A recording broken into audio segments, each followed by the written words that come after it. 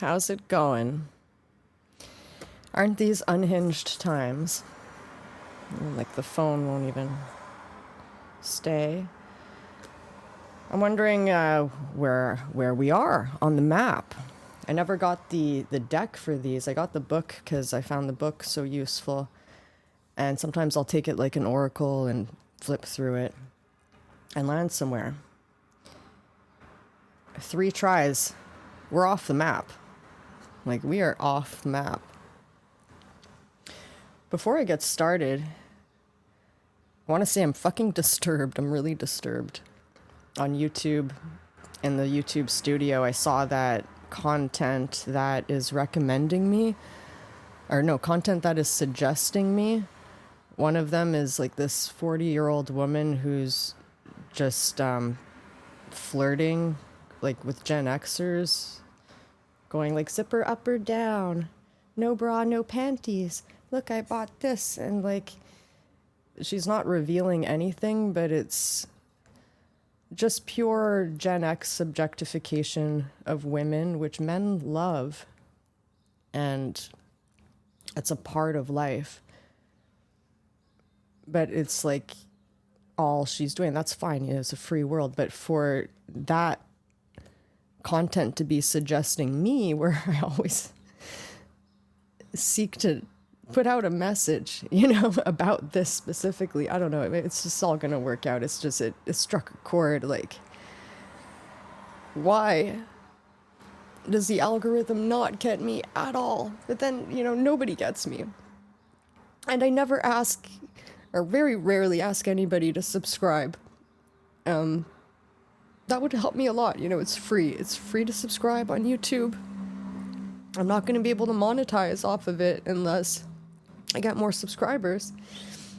And I have a lot to offer, so much that it doesn't niche very well. And over 60% of you don't subscribe. So that would help me a lot. It's really hard for me to even ask for help because I'm used to doing everything on my own. And I'm at a breaking point where I can't do everything on my own anymore. I just can't. I've been on my own since I was 16 years old.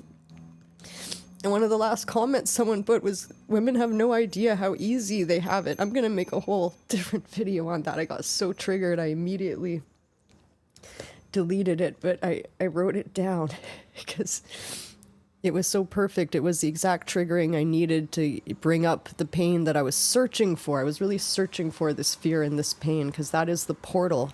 When you can go through the fear and the pain of your core wound, that is the portal to a new life. And so I think a lot of us now are going through the portal of that core wound. And just know that the people that trigger you are actually serving you. Like, he even said, I pray for the man in her life. I'm like, yes, please pray for a man in my life. I've never had one in my life. I'm 45. So it'll work out for you, you know? It's great. So where are we? I pulled out the map, and my first pull, oracle, is, why are you on this adventure? So it's good to check, like, why are you even on the path? And by the way, the map is a Colette Baron Reed. She's very good at the tarot decks. She has many good decks. So why are you on this adventure? I hate having drippy nose. I have found that you do have only to take one step towards the gods, and they will then take 10 steps towards you. That step, that heroic first step of the journey, is out of or over the edge of your boundaries. And it often must be taken before you know that you will be supported. So, just take that step and you will be supported. Also, before making that video, which was the most frightening thing I ever did in my life, and I've done a lot of things that would be very scary to other people, but that one takes the cake. I was able to do that because my animus showed me, I had a vision of a man diving in from a very high dive. So it showed me to just dive in. And then I saw an ivy plant. Like, it showed me an ivy plant on my arm after the guy dived in. So the internal masculine, when the animus is used correctly, it supports you to do what is difficult. And reverse for a guy too. Your anima, your internal feminine, is going to support you to do the scariest thing ever when it's functioning correctly. If your internal masculine or internal feminine is not functioning correctly, it's going to block you in your life. So I created a playlist on YouTube of those videos of that wave that we're going through. And the next one, why are you on this adventure? Sorry.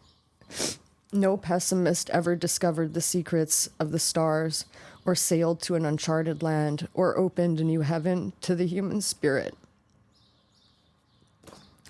So we are not pessimists here, are we? If the roadmap of a life adventure, what is it you seek as you journey forward? So if the map is the map in here, you'll find different places where you find yourself in life.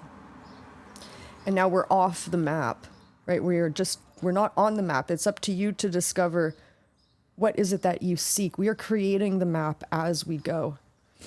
This other YouTube creator, Line of Light, channeled a beautiful sentence, just a sentence saying we are reshaping the world under our feet as plants do. I just thought that's so beautiful because I'm very connected with the plant kingdom.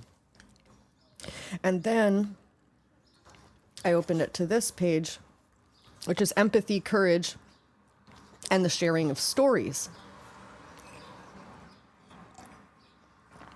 How auspicious.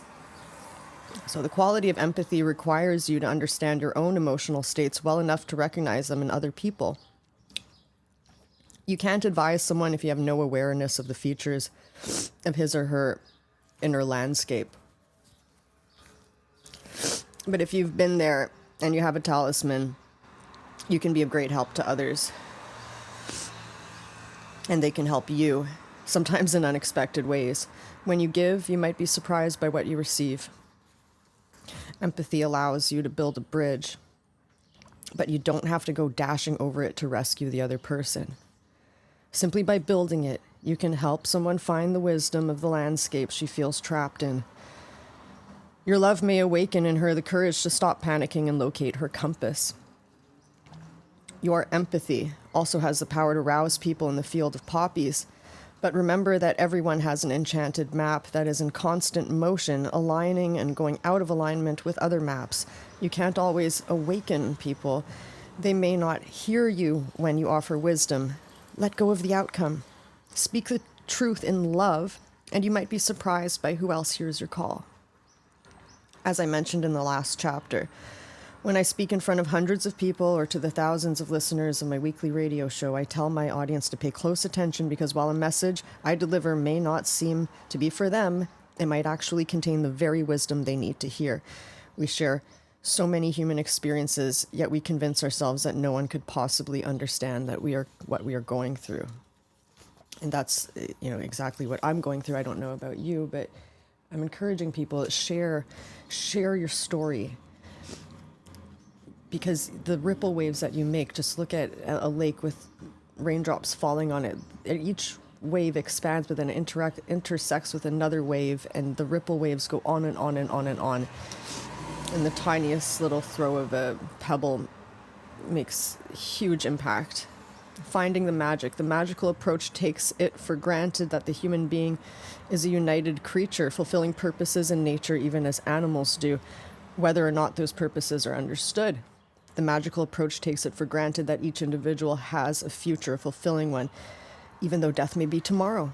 Overall, that approach operates in your world. If it did not, there would be no world. If the worst was bound to happen, as a scientist certainly think, even evolution in their terms would have been impossible. Seth via Jane Roberts. And this one by Thomas Carlyle. This world, after all our science